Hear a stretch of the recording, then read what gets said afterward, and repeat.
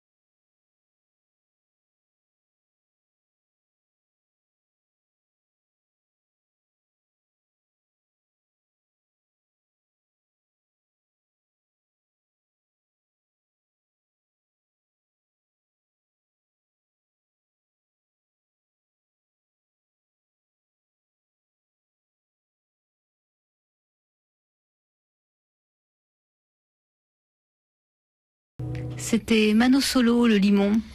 C'est Radio Libertaire, la voix de la Fédération anarchiste. Toujours sans Dieu, sans messe, sans publicité. Vous êtes sur Aracaille. Pour la mini-tube de Luminance de Raymond Lascience, consacré pour ma part un tout petit billet justement qui va rebondir sur cette chanson magnifique de Mano Solo. Propos de douche municipale d'ailleurs. L'autre jour en me baladant dans Paris, je suis passé à côté magnifiques bains-douches municipaux qui sont de plus en plus rares dans la capitale. Et on a eu ici un copain SDF qui avait un petit programme journalier qui passait souvent par la douche municipale pour pouvoir être à peu près humain. Voilà. Pourquoi cette chanson? Pourquoi ce petit préambule? Dans la même veine, ce qu'on a évoqué déjà depuis 2 semaines. Enfin, pour la part de ce billet qui me concerne, du logement. Alors, on a parlé des expulsions avant la trêve hivernale qui se faisaient à un rythme accéléré. Puis maintenant, tous ces gens qui sont dehors, dans le froid, il faut pouvoir les héberger la nuit, au moins. Et il y a, pour Paris, théoriquement, 18 000 places d'hébergement. C'est tous les ans depuis plusieurs décennies déjà, enfin depuis que l'Europe, la France, pas en particulier, mais dont la France fait partie. Et là, heureusement, on ne sait pas trop. Et dans une espèce de crise larvée, et où il y a de plus en plus de gens qui sont dans la rue, mais les places d'hébergement, elles bougent pas, quoi. On fait toujours des grandes promesses à l'entrée de chaque hiver, et voilà, l'hiver va se passer, il va y avoir encore des morts, des enfants dans la rue, probablement.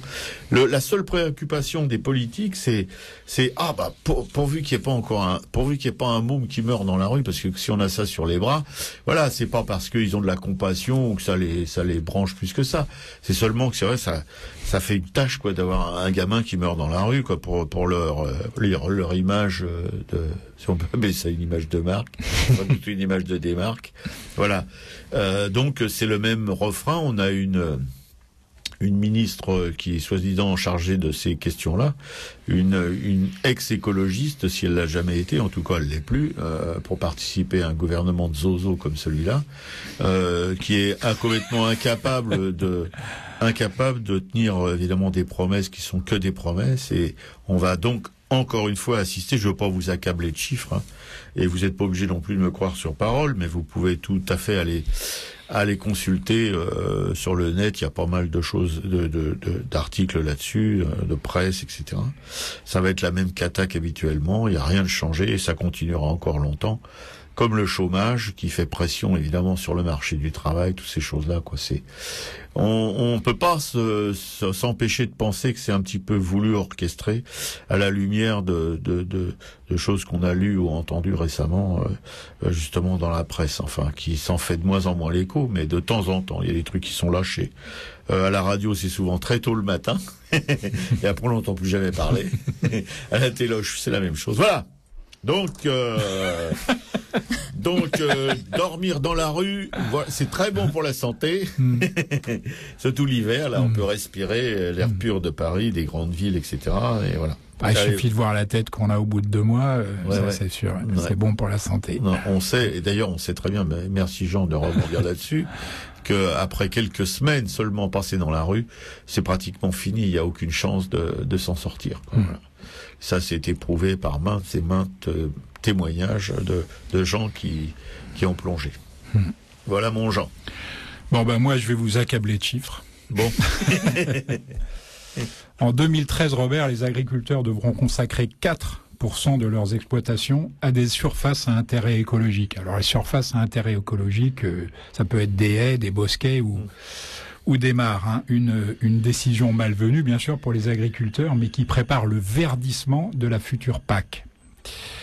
À la rentrée, le gouvernement a discrètement déjà relevé l'obligation de 3 à 4%, suscitant une levée discrètement, pas assez bien sûr pour eux, suscitant une levée de bouclier des agriculteurs céréaliers en tête.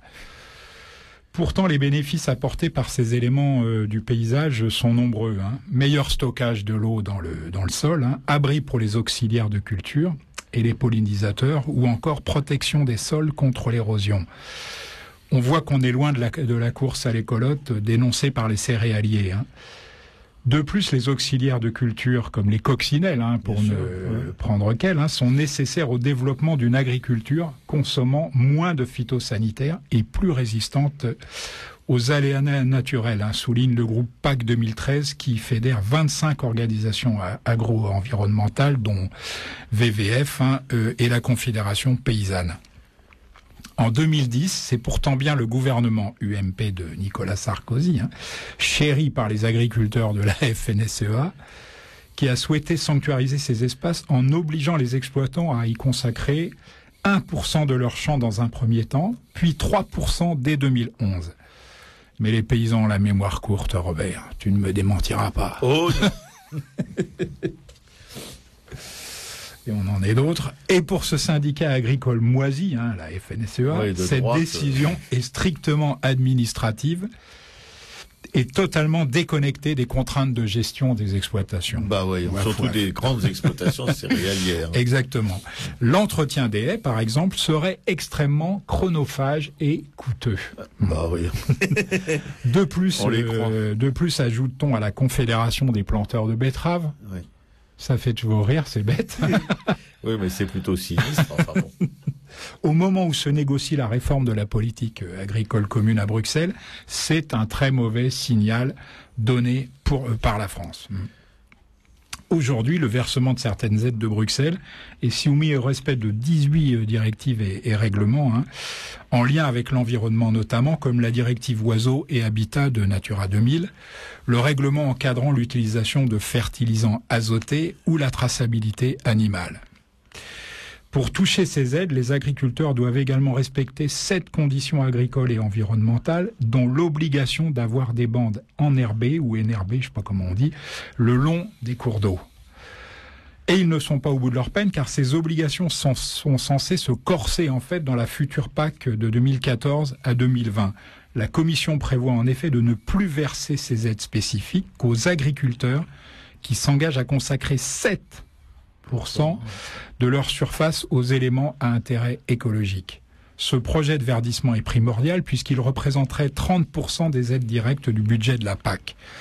En ce moment, à Bruxelles, je peux vous dire que via leur lobbies, les céréaliers tentent tout pour faire baisser le taux de la future PAC de 7% à 5%.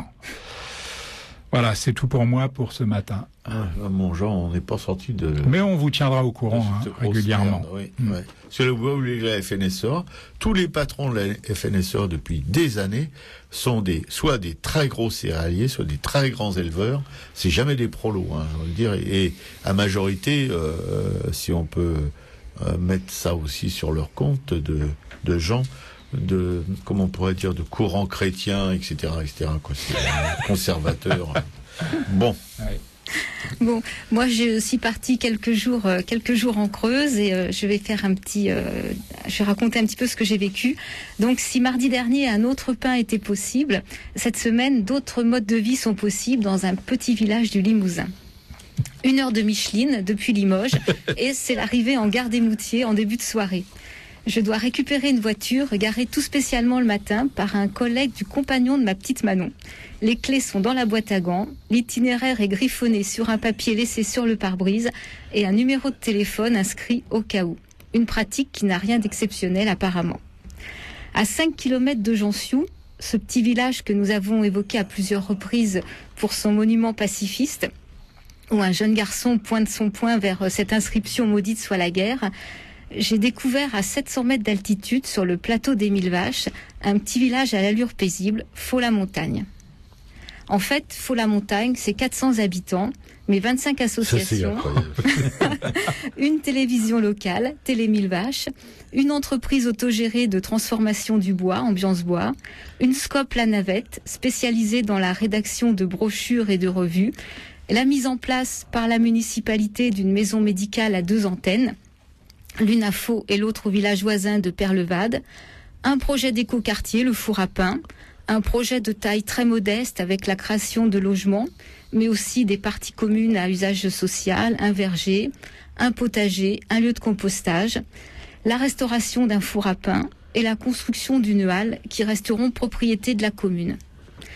Faux-la-Montagne, c'est aussi un autre petit lieu, le Brinzing, un café avec coin lecture, des jeux pour enfants et la vente de produits bio.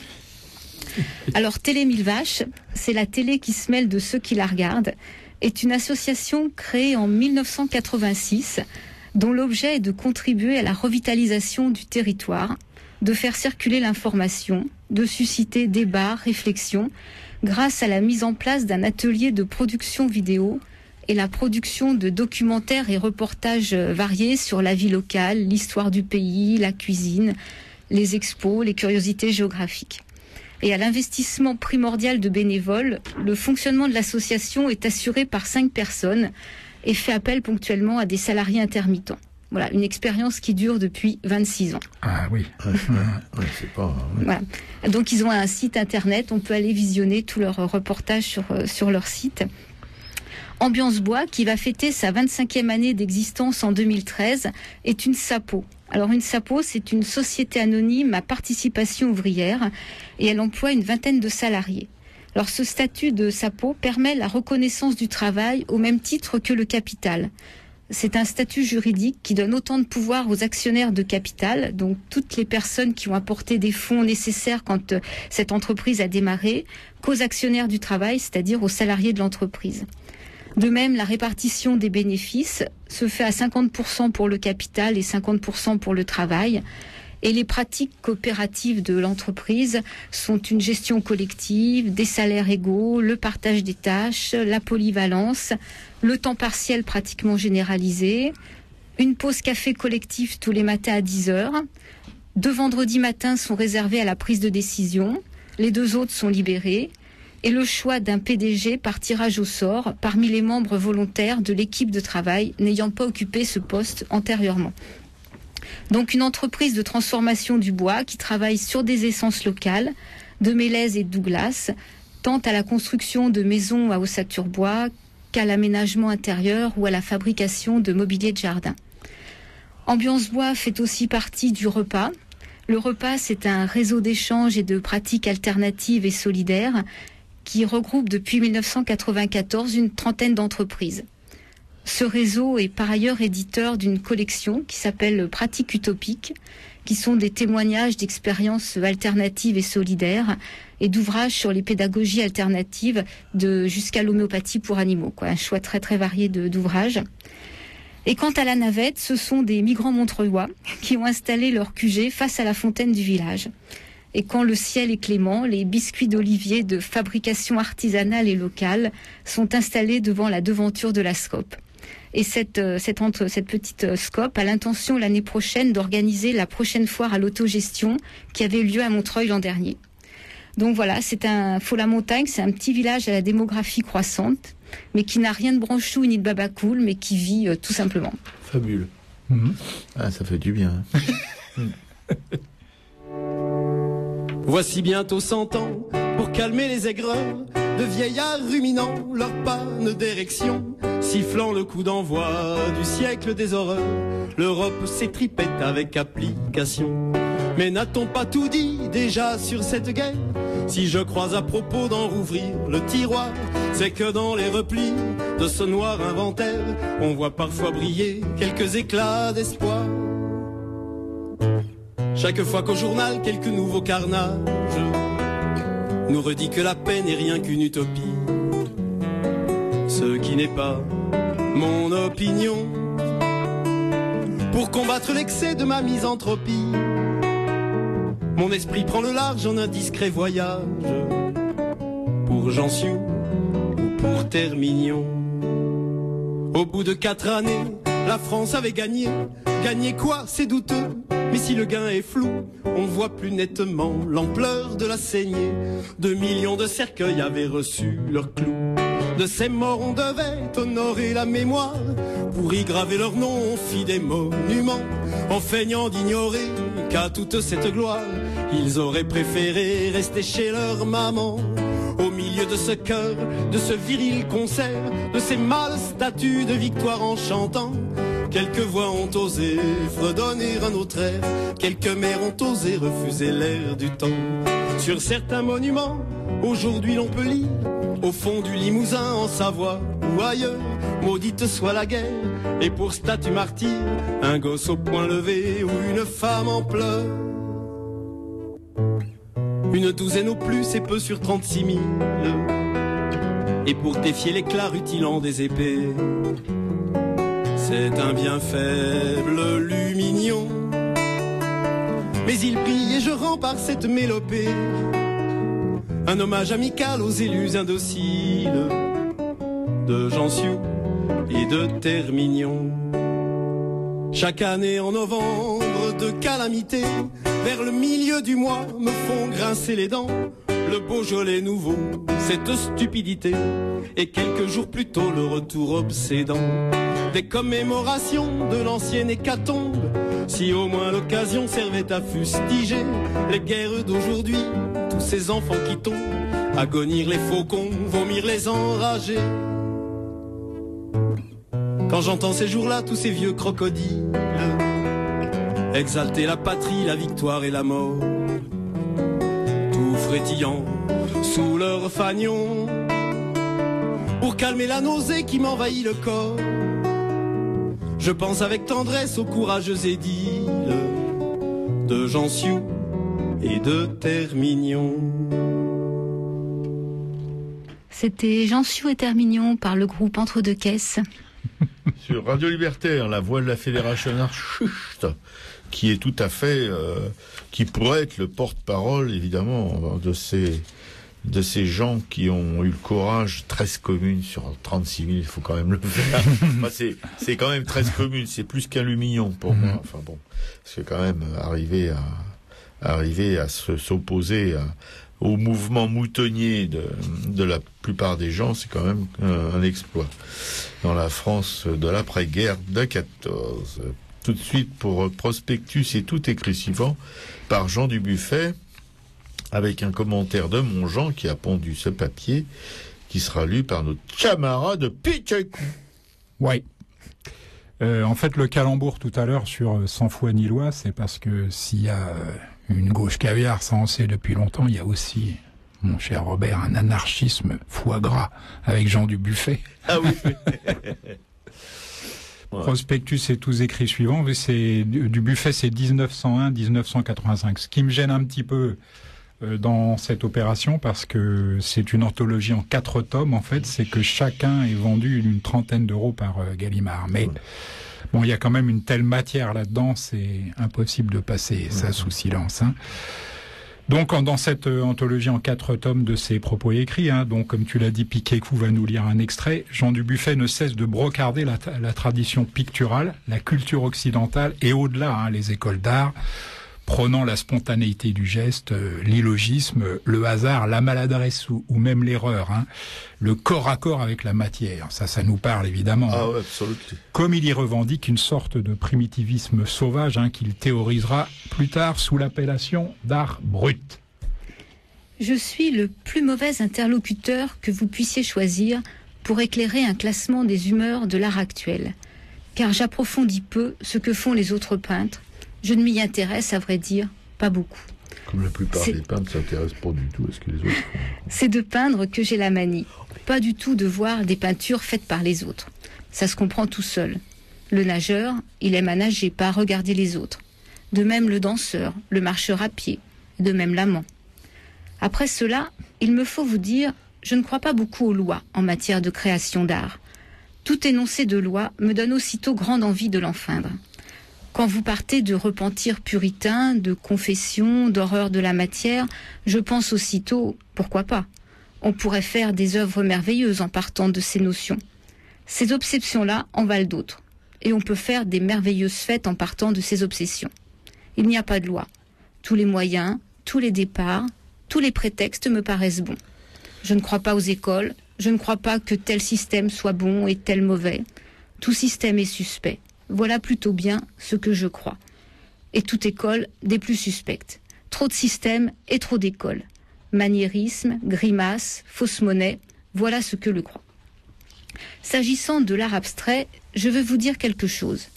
Il n'y a pas d'art abstrait. Ou bien tout l'art l'est toujours, ce qui revient au même. Ce terme d'art abstrait m'exaspère, je le trouve spécialement bête. Il n'y a pas plus d'art abstrait que d'art courbe ou d'art jaune ou vert ou d'art quadrillé.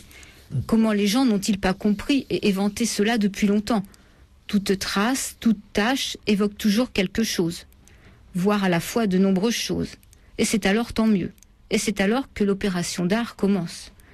Comment pourrait-il en être autrement? Et comment peut-on souhaiter qu'il en soit autrement? L'art ne vit que d'évocation.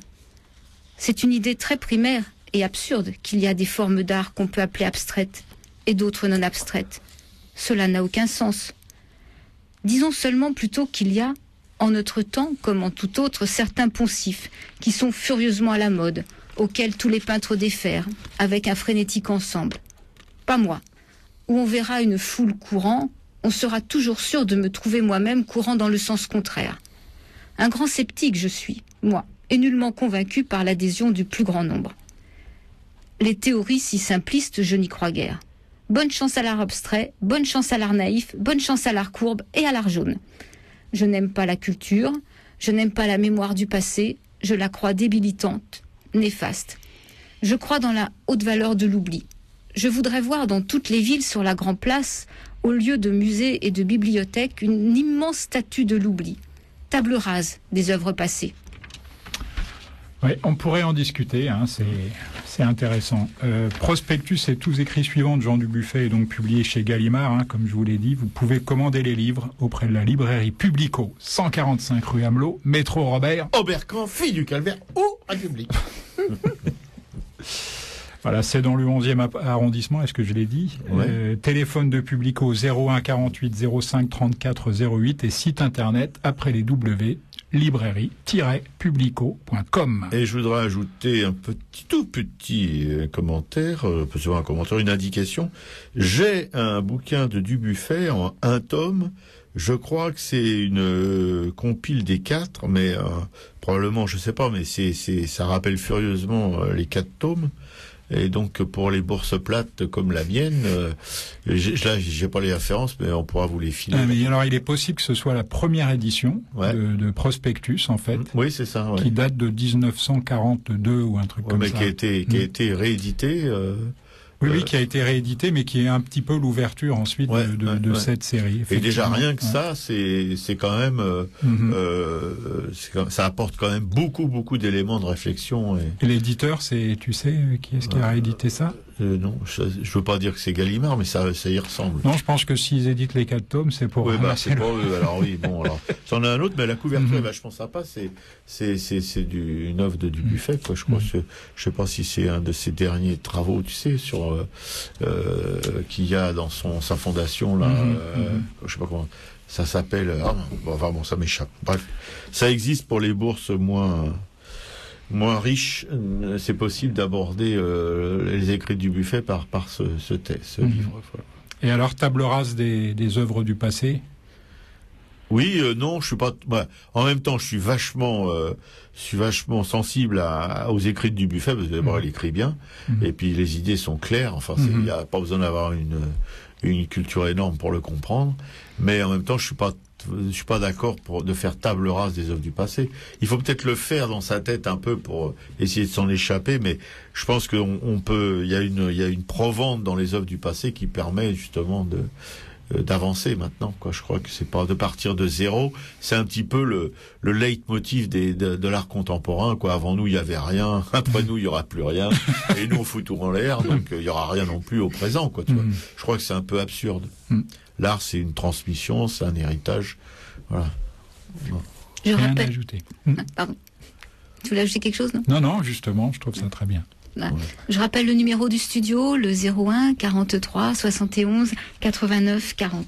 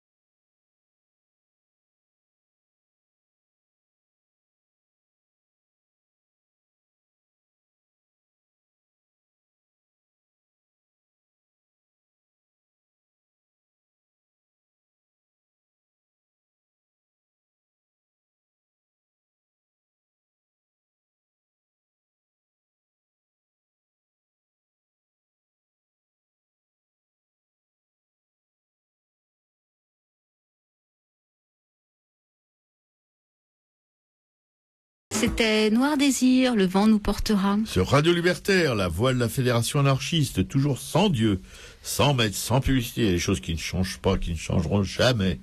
Vous êtes à l'écoute d'Arracaille avec notre camarade Piquet-Cou à la régie, à la programmation musicale et à tant d'autres choses. Notre Jean, notre Issa Noir de la République, l'architecte, le concepteur de cette émission. Et Shlomo qui vous fait le blablabla entre les pauses et le développement d'idées subversives. Enfin bon, on peut se la jouer. Ah, c'est la grande forme, ça. Oh bon, pas le pot. Carlo Zinelli, c'est 1974. Si au sommet de la pyramide des artistes, de ces artistes à l'instinct créateur dont notre Jean Dubuffet national a pu amasser des œuvres, je place évidemment Gaston Chessac, mais Robert va vous en parler tout à l'heure. Juste la barre en dessous, je mets Carlo Zinelli. Ouais. Ça a l'air de t'étonner. Non, mon Jean, mais j'apprends toujours des choses avec toi. Donc, oui, je peux avoir l'air étonné parfois, parce que moi, je suis un peu plus simpliste. Je me suis arrêté avec Chessac. Non, mais chez Carlo Zinelli, je découvre. Ouais. C'est du plus lourd, quand même. Chessac était moins atteint que ça. Ouais. D'ailleurs, il était même tellement moins atteint que Dubuffet lui a retiré le label, mais enfin, je pense que tu vas revenir. Label Art Brut, tu vas revenir là-dessus. La Seconde Guerre mondiale, en fait, n'est pas encore terminée, que Jean Dubuffet affirme déjà haut et fort son refus d'un art de chapelle ou d'un art aristocratique, selon ses propres termes. Son style sera ainsi défini ironiquement par le critique américain Grimberg comme un lumpen art. Tant mieux. Qu'est-ce que c'est drôle, lumpen art. Bon. C'est en 46, en fait, pas 42, que paraît la première édition de Prospectus aux amateurs en tout genre. Je pense que c'est peut-être ça que tu as trouvé. Ouais, tout à fait.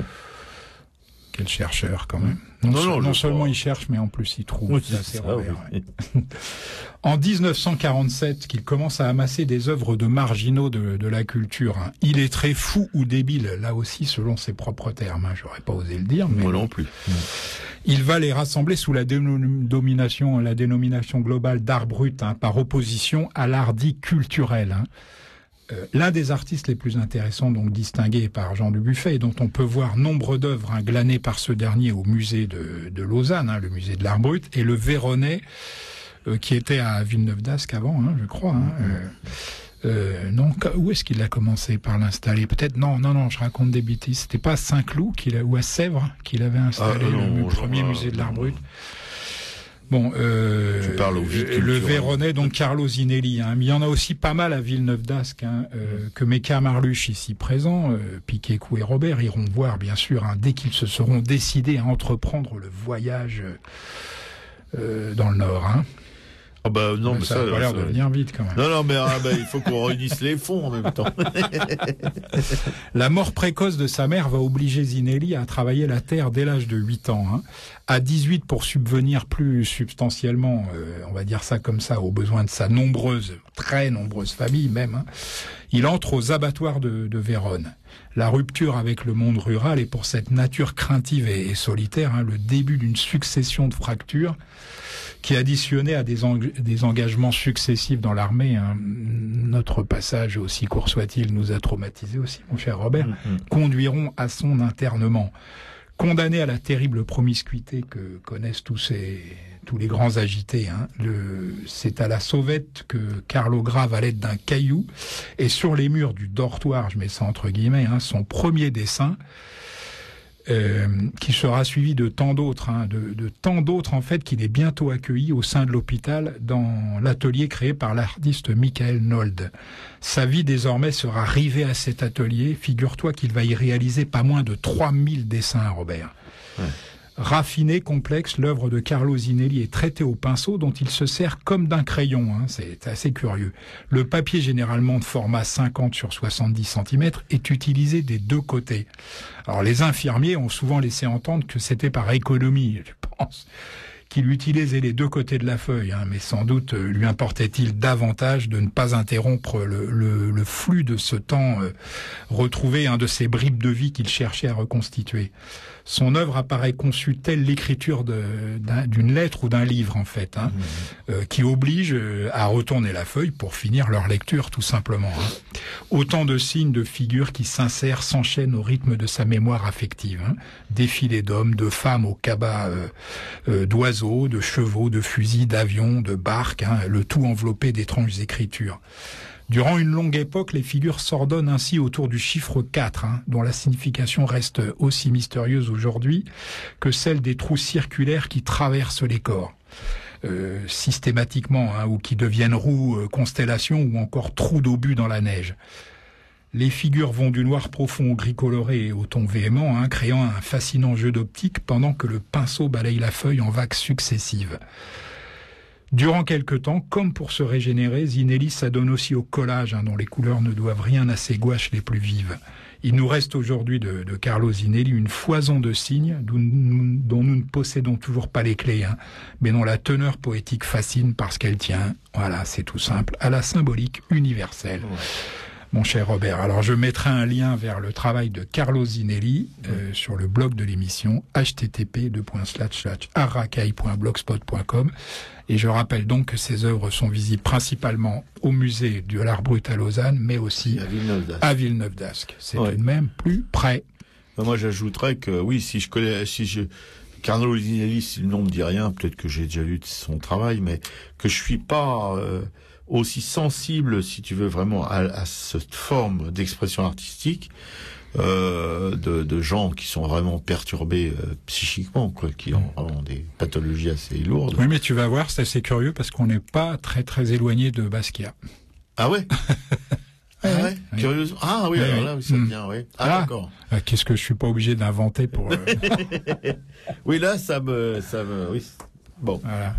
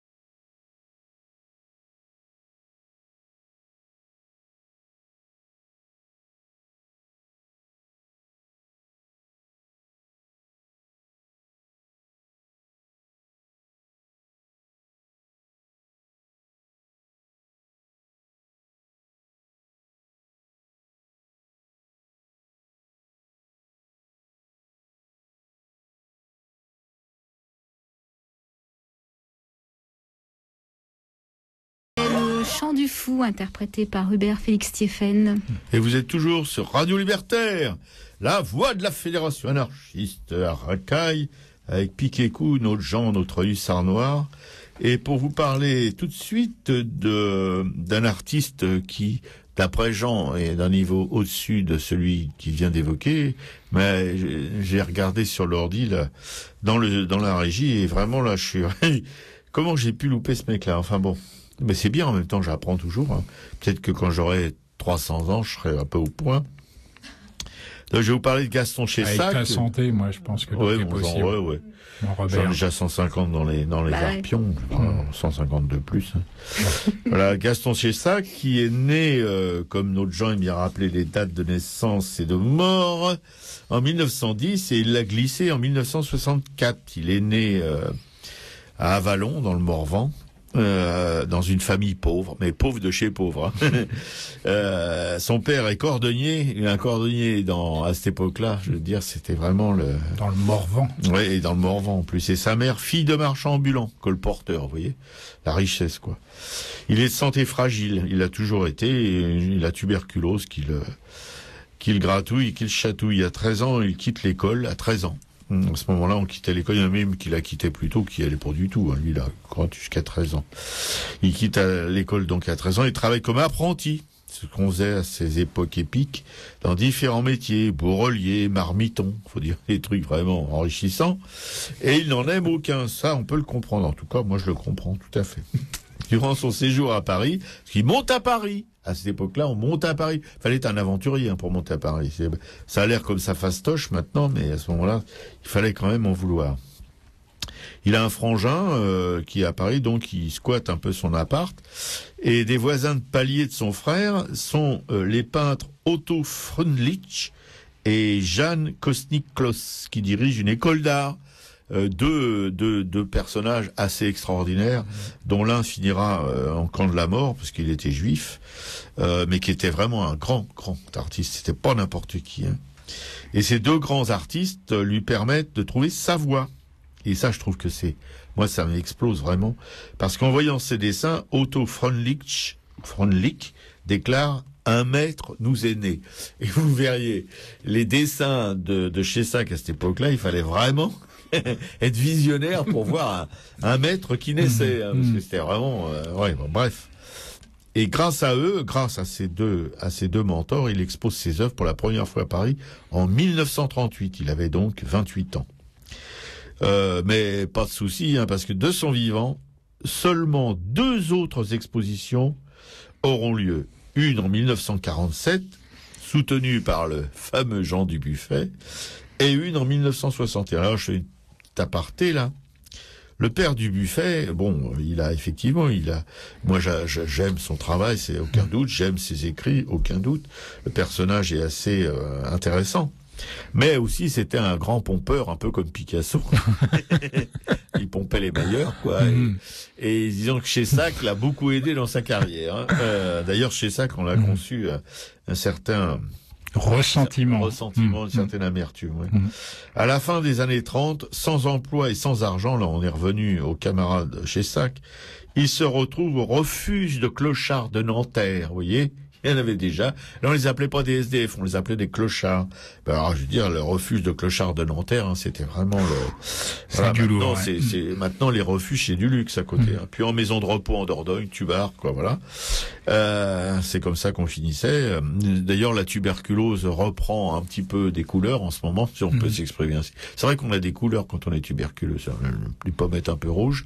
D'ailleurs, oui. Oui, non, mais me regarde pas comme ça. Non, mais toi, on sait que ça risque rien, c'est pas des poumons que t'as, c'est des cavernes, de toute façon. Avec la misère qui s'installe à nouveau depuis quelque temps, là, tous ces millions de gens qui sont dans la précarité, ben, la tuberculose refait surface.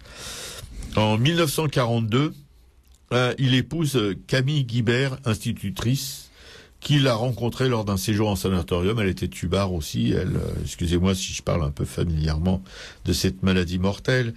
Et s'installe avec elle en Vendée, dans un petit village, un trou du cul du monde avec des croquants impossibles. Il vit à l'écart du monde, oui, on peut le dire. Le village d'ailleurs était à l'écart du monde aussi. Il était doublement à l'écart du monde et se consacre exclusivement à sa peinture. Il connaît toujours des difficultés financières, bien sûr, ça jusqu'à la fin de sa vie. Il ne sera reconnu par le milieu artistique parisien qu'en 1961, donc, vous voyez, à 51 ans. Enfin, c'était un début de reconnaissance. Aux États-Unis aussi, il avait une expo. Il meurt en 1964 à Vix, en Vendée, où sa femme enseignait. Je crois que sans sa femme, son salaire d'institutrice, son logement de fonction, il aurait été vraiment dans la merde. Bon, pour expliquer sa difficulté à vivre, comme la plupart des gens, Gaston Cessac disait, il écrivait beaucoup, il a eu une correspondance inouïe, il écrivait, quoi. Je suis capable de faire des choses que tout le monde ne peut faire, par conséquent, il m'est difficile de faire ce que tout le monde peut faire. Remarque, c'est simple aussi. Oui, c'est simple. Oui. Dans son village, les gens le considéraient comme un bon à rien. Mais oui, ça, parce que les croquants, un mec qui fout rien, enfin, qui fait de la peinture, ça peut être qu'un bon à rien. Pour ceux qui n'ont jamais vécu dans un village, je vous conseillerais pas d'y vivre d'ailleurs si vous êtes artiste ou si vous êtes un bon à rien. Parce que bon, la vie sera pas très drôle. Bon. Écoute, mieux vaut être un bon à rien en Vendée qu'en Allemagne, non? Oui. Au village, j'étais un fou. Et tous ceux qui achetaient ma peinture étaient encore plus fous que moi, de la vie des croquants.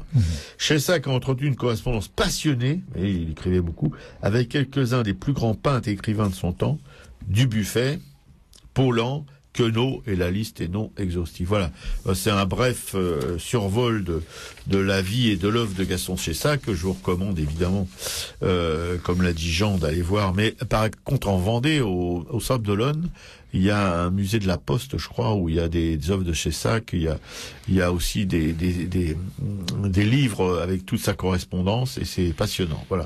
C'est un artiste, oui, que j'aime beaucoup, que j'ai découvert assez tard d'ailleurs, avec des enfants dans le sud, au musée Campredon, à l'Île-sur-la-Sorgue. J'étais allé avec des enfants de maternelle, mais je radote, je boucle. Voilà. Et c'est eux qui me l'ont fait découvrir. D'ailleurs, j'étais tellement étonné de voir des tout petits assis, là, en ligne devant les œuvres de Cessac. Et après, ils ont une production d'œuvres de Cessac invraisemblable. C'était très étonnant. Voilà. Et puis, si on moque l'anarchisme foie gras du buffet, on n'oublie pas que, avec quelques tranches de pain complet de la librairie, de la boulangerie Anard de Montreuil, ça peut quand même le faire. Oui, et puis Buffet qui a offert à Cessac ses premiers tubes de peinture à l'huile. Voilà, bon. Ouais.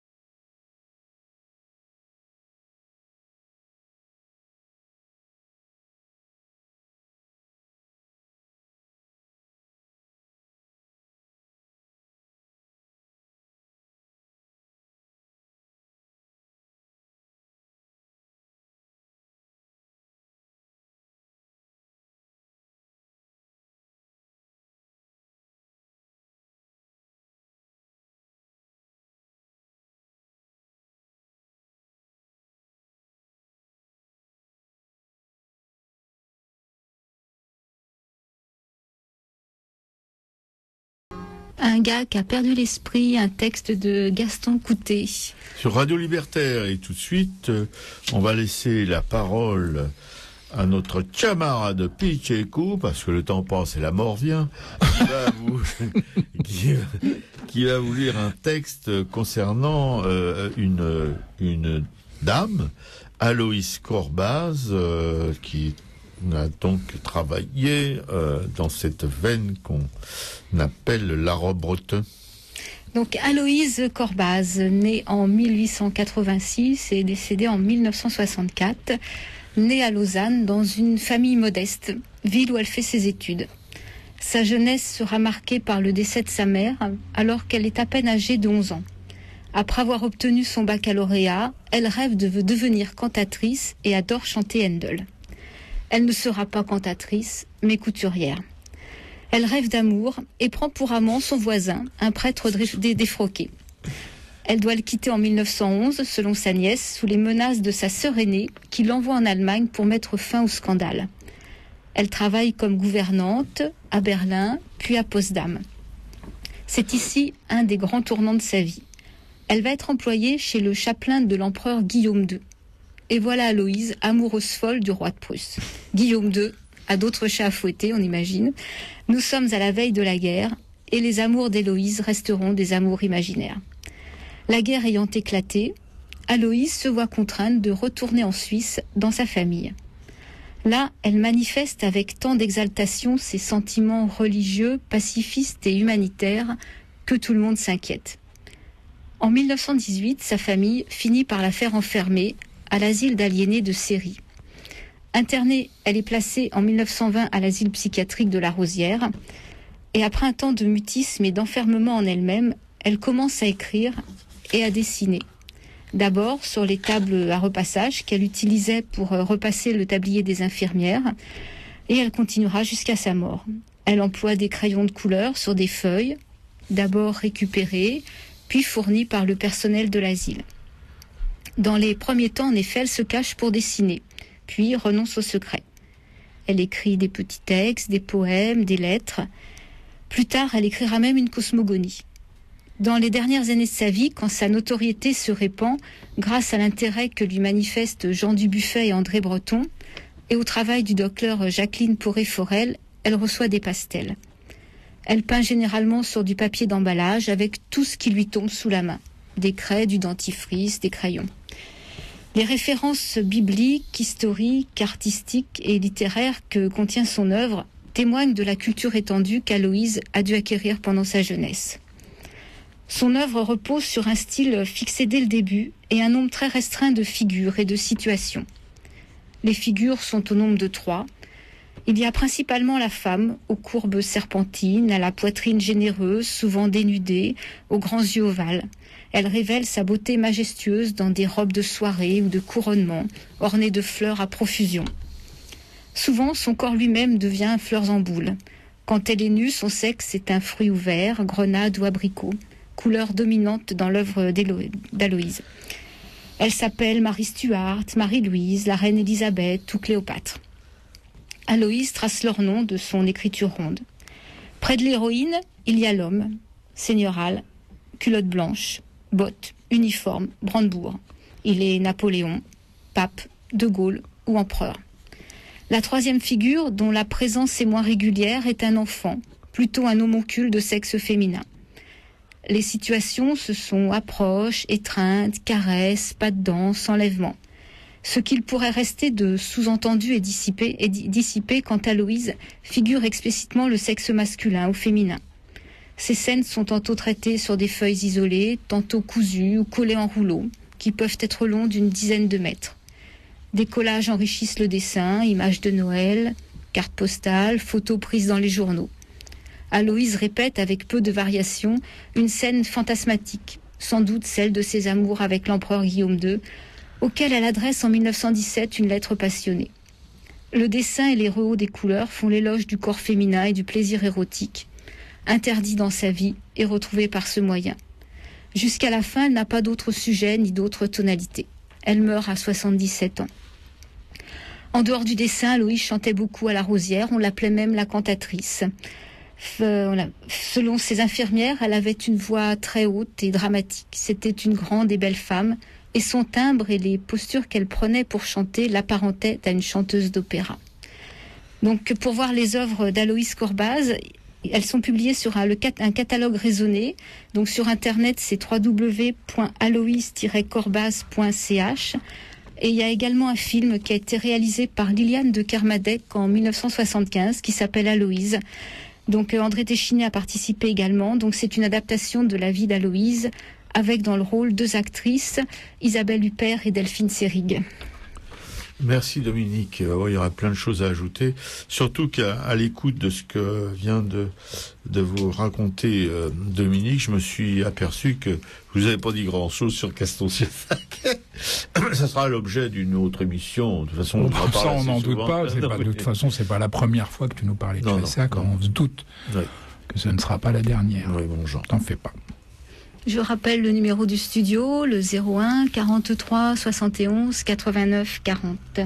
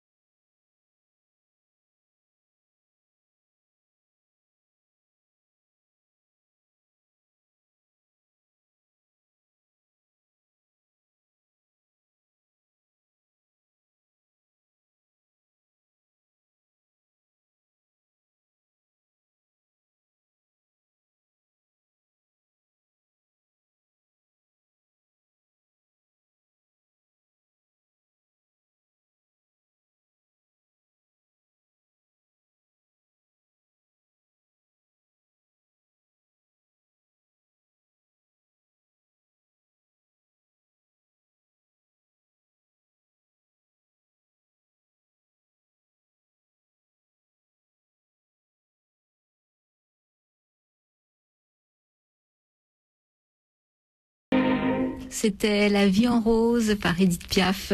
Sur Radio Libertaire, à Racaille, la 179e, avec Piquet-Coix la régie. Audrey aussi, une camarade qui a voulu fréquenter les studios pour, je sais pas, pour quelle raison, Audrey?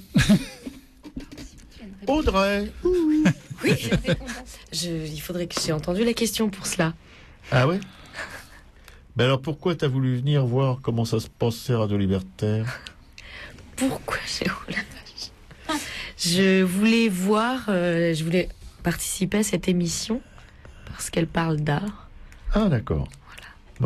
Toi-même, tu as quelque chose à voir avec l'art? Tu es étudiante en art plastique? Alors, pas étudiante. Non. Je n'ai plus l'âge d'être étudiante. Ah bon? Ouais. Bon. Donc Mais- tu es praticienne? Graphiste, illustratrice, Ah. comédienne, on peut considérer que c'est pas trop éloigné des arts. Ah, tout à fait, bien sûr. Bon, bah merci, parce que comme ça nos auditeurs auront ces vieilles curieuses. Non, mais hein. comme tu lui as donné du jeune fille tout à l'heure, de toute façon, bon, je pense que Oh, je t'en prie. Hein. c'est pas seulement l'oreille droite qui commence. Notre Jean qui va vous causer tout de suite des expositions à ne pas manquer. Et Bien, on ne les manque pas. Hein. Piaf, dont on disait qu'elle vous donnait le frisson rien qu'à lire l'annuaire. Tu te Oui, rappelles, ça, c'est ouais. vrai. C'est comme ça. Hein. Ouais, et c'est pas autrement, a dit ma grand-mère. Si je te dis, mon cher Robert, qu'il y a en ce moment apparu une exposition qui réunit William Hogarth, Oh, Guy Debord, oh. curieux, hein, Fernand Deligny, Richard Baquier, Aristide Maillol, Trisha Donnelly ou encore Jean-Michel Sanjouan, tu vas me dire, c'est pas possible. Non, il me le dit. It's not possible. Eh ben si. Ah ouais. L'exposition thématique de la nouvelle saison du Palais de Tokyo, Les dérives de l'imaginaire, Oh, le Palais de explore Tokyo. les processus de mise en œuvre. On n'est pas si loin hein, de notre thème d'aujourd'hui finalement, mais enfin bon, les artistes là dont il est question sont quand même un peu moins atteints. Hein. Ouais. De l'intention à la réalisation, du rêve au réel, hein, elle tente de placer le visiteur au plus près du cerveau de l'artiste, Oui, aïe, aïe. au cœur même en fait de l'acte créateur, Robert, et de lui faire arpenter les territoires informulés de l'imaginaire. D'accord. L'exposition présente une vingtaine d'artistes internationaux hein, de diverses générations, là on l'a vu tout à l'heure, hein, dont les œuvres témoignent et parfois même décrivent les processus mentaux de leur développement. Voilà, c'est les dérives de l'imaginaire, donc au Palais de Tokyo, c'est 13 avenue du Président Wilson dans le 16e arrondissement de Paris, et c'est visible jusqu'au 7 janvier 2013. Et puis peut-être moins indispensable, mais Robert nous éclairera là-dessus, La fenêtre quartier. c'est Yue Minjun. Hein, L'ombre du fou rire, ça c'est à la Fondation Cartier. Bah déjà, Robert, quand il faut le traîner jusqu'à la Fondation Cartier, il faut l'attacher pratiquement. C'est 261 boulevard Raspail dans le 14e arrondissement de Paris. Ça commence demain, Robert. Ouais. T'es pas obligé. Oui, d'aller- oui. tu peux éviter le pince-fesse du vernissage, il n'y a pas de souci. Ça, c'est valable jusqu'au 17 mars 2013. Alors, Yue Minjun, mais tu le sais, c'est cet artiste chinois qui peint des visages roses hilars, hein, Oui, quel que soit Puis le j'ai quand même thème. montré ça ce matin dans le Ouais, métro. on a vu une affiche dans le métro là. J'ai Ah tout bah de oui. suite aimé. Oui, hein quel que soit le thème, rose hilar, ou pas toujours rose, mais toujours hilar, hein, quel que soit le thème ou la situation dans laquelle sont plongés les personnages. Hein. On aime ou on n'aime pas. Hein. Bon, C'est bon, quoi. Robert n'aime pas. C'est la première grande exposition européenne consacrée à ce vrai peintre. C'est toi, Robert. c'est de toi ce vrai peintre? Mais oui, parce que c'est de la peinture, Robert. Non, non, bah, bien sûr. Hein, Bah, c'est de la peinture. bah, les Et peintres c'est en déjà bâtiment pas aussi mal. font de la peinture, c'est pas mal. Non, non, tu sais, je pourrais témoigner que ce qui distingue, en fait, j'ai compris, je viens de comprendre, ce qui distinguait un peintre en bâtiment d'un artiste peintre, c'est un peu l'esthétique quand même. Hein. Hein? Oui. Non, d'accord. Là où il n'y a pas grand-chose d'un côté, il y a carrément le désert, si tu veux, de l'autre. Hein. D'accord. Bon, bref, une occasion unique donc de découvrir réellement hein, le travail d'un Yue Minjun, aujourd'hui internationalement reconnu, Oui. et dont la C'est pas cote une garantie de qualité. et dont la cote surboursouflée contraste avec la très grande discrétion, figure-toi. Bon, bah, c'est bien. Non, je pense qu'il te plairait parce que tu auras du mal à lui arracher un mot. Puis en plus, bon, le mot que tu réussirais peut-être à lui arracher, ne comprendrais pas, c'est du chinois, figure-toi. Revisitant les codes du grotesque hein, par une iconographie haute en couleurs, mais ça tu ne peux le nier, et hanté de personnages au rire énigmatique, c'est le moins qu'on puisse Oh, dire, le rire chinois, quoi. ou systématique, ça dépend comment on se place. Son œuvre porte un regard ironique et désabusé sur le contexte social de la Chine contemporaine hein, et sur la condition humaine dans le monde moderne, Bon. à travers près de 40 tableaux, Robert, issus de collections du monde entier. ainsi qu'une multitude de dessins encore jamais montrés au grand public. Rends-toi compte. L'exposition dévoile l'esthétique singulière et complexe d'une œuvre qui se dérobe à toute interprétation. D'ailleurs, t'en as aucune envie, alors ça tombe bien. Voilà. Je rappelle que c'est à la Fondation Cartier. Non, mais mon Jean, le fait que tu l'aimes et que tu m'en parles, et que tu en parles aux auditeurs de cette magnifique radio libertaire, donc libre, rebelle, m'interpelle au niveau du vécu. Voilà. Et si vous voulez voir Robert, donc il sera demain au vernissage. Je rappelle que c'est demain à après-midi. Voilà. Je vais pas dire, mais bon. Une rate.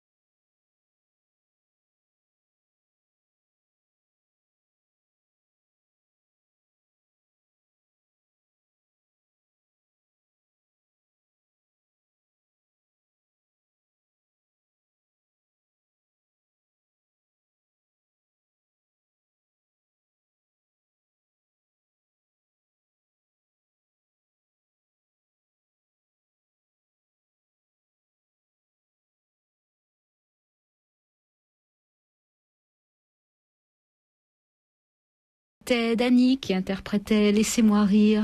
Sur Radio Libertaire, la voix de la Fédération anarchiste qui va bientôt s'éteindre, en tout cas pour cette émission, parce que la voix de la Fédération anarchiste est toujours tonnante tout au long de cette journée et de cette prochaine nuit sur Radio Libertaire.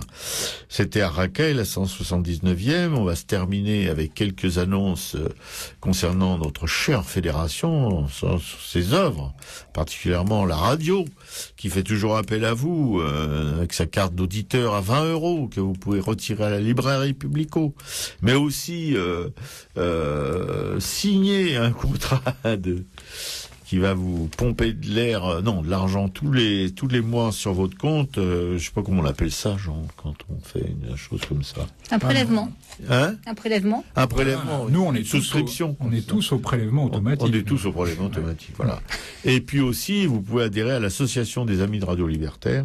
Enfin, toutes ces formes d'aide à notre radio afin qu'elle puisse perdurer avec une écoute toujours meilleure grâce à la technologie et à vos sous qui nous permettent de nous tenir à ce niveau d'écoute remarquable, je crois, maintenant. Enfin bon, il y a de moins en moins de blancs, de plus en plus de noirs, ou l'inverse, je sais plus très bien ce qu'on doit dire. Voilà, c'est Radio Libertaire, la voix de la Fédération anarchiste, qui a besoin de votre soutien, non seulement financier, mais aussi de vos soutiens par l'écoute. Voilà, et puis, alors tout ça, vous pouvez trouver la carte d'auditeur à Publico, vous trouver la souscription à Publico, et vous adhérez à l'association toujours à Publico. Max et Laurent sont là pour vous accueillir et faire les petits papiers et recueillir vos sous. Et puis aussi, donc, la librairie Publico, dont notre Jean, notre hussard noir, qui est à ma gauche, là, pensif, il a la tête appuyée sur sa main, droite. Oui, sur son épaule blessée, d'ailleurs, ça n'a pas dû faire du bien, mais il aime souffrir. Enfin, d'autres gens qui à notre droite qui vous parlent dans ses commentaires, etc., sur un livre, vous parlent de la librairie Publico, vous pouvez commander ce livre. Et là, c'est 3 tomes, 4 tomes du buffet chez Gallimard. Bon. La librairie Publico, ou librairie du monde libertaire, qui se trouve 145 rue Hamelin, Paris dans le 11e, vous pouvez trouver tout ce que vous voulez en littérature militante, mais aussi générale, en CD, en DVD, concernant ça, c'est pour les chanteurs qu'on aime bien. Évidemment, vous trouverez beaucoup de Ferré, beaucoup de Brassens, beaucoup de chants comme ça, beaucoup de Giroyot. Non, je plaisante. Bon. Et des t-shirts, des suites, etc., des affiches de propagande. Tout ça à des prix assez modestes, mais bon, ça permet à la librairie en même temps de boucher quelques trous, parce que vous savez que les librairies, les petites librairies libres, indépendantes, et particulièrement les militantes, mais je crois qu'elles sont à la même enseigne que les autres librairies non militantes, sont vraiment à la peine en ce moment, sur le point de mettre la clé sous la paillasson, comme on dit, ou sous la porte. Et nous, il y a qu'une chose qui nous obsède, c'est que la librairie Publico, il lui arrive un jour de le voir passer sous ses fourches codines. Bon, c'est vraiment du blabla. Hein. Mais en tout cas, Laurent et Max, nos valeureux permanents, qui assurent l'accueil et puis la gestion de cette librairie qui est un vrai labyrinthe. Non, je déconne. Non, mais c'est vrai, c'est un petit lieu, mais un petit par la taille, mais grand par tout ce qu'il peut vous apporter. Avec aussi des soirées, le vendredi ou le samedi soir. Piquet-Cou va peut-être vous donner une information là-dessus, si elle a le temps. Voilà, librairie Publico, 145 rue Almo. Vous pouvez aussi y trouver Le Monde Libertaire, le magazine de la Fédération, l'hebdomadaire de la Fédération anarchiste, qui paraît, je crois, tous les mardis ou mercredis. Enfin bon, je sais pas, parce que le jeudi peut-être. Le jeudi peut-être, oui. Non, mais il paraît en tout cas toutes les semaines. Mais ça, c'est si on est aussi incertain, c'est que c'est distribué par Pressalis et que Pressalis n'en a rien à battre des tirages qui sont pas pléthoriques comme François. Ah non, il a disparu, merde. Donc vous voyez, comme les grands quotidiens ou les grands hebdos. Donc on a un problème évidemment de distribution, c'est pour ça que les abonnés, c'est autre chose.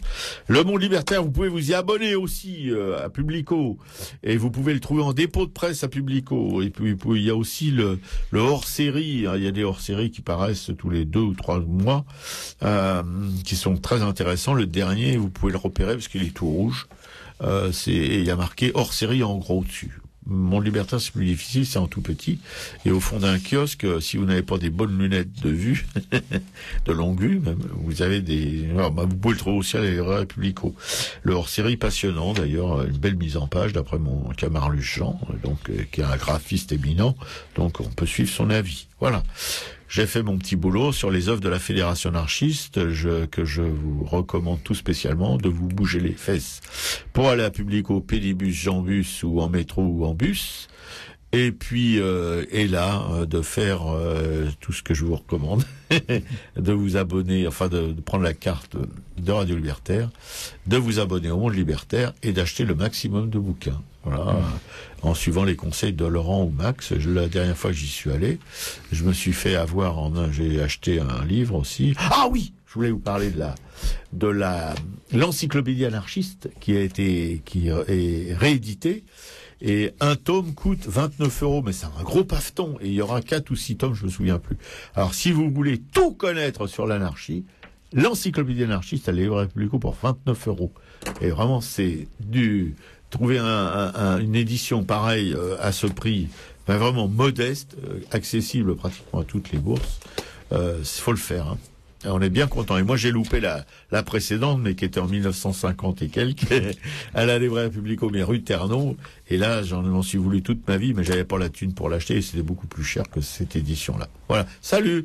L'émission se termine tout doucement. Dominique? Ouais, je vais faire les annonces. J'ai Ouais. le temps de faire les annonces pour Publico. Ouais. Donc vendredi 16 novembre à partir de 19h30, une soirée lutte antinucléaire d'hier et d'aujourd'hui, un documentaire L'explosion de Jérôme Champion qui traite de la violente opposition à la centrale nucléaire de Chooz en 1980. Et samedi 17 novembre à partir de 16h30, à chacun sa propre mort. Voilà, une soirée, un après-midi débat. Voilà, on va vous saluer. Audrey va vous faire un petit coucou, si elle veut bien. Merci de votre accueil et merci à vous tous. Merci Audrey d'être venue, d'avoir choisi notre émission pour passer un moment avec nous. Dominique. Je vous dis au revoir, à la semaine prochaine. Notre Jean dit le hussard noir. Salut. Et Shlomo qui vous salue aussi. À la prochaine. Mais à l'écoute sur Radio Libertaire, tout de suite après nous, une émission se ramène son petit train-train. Au propos de temps.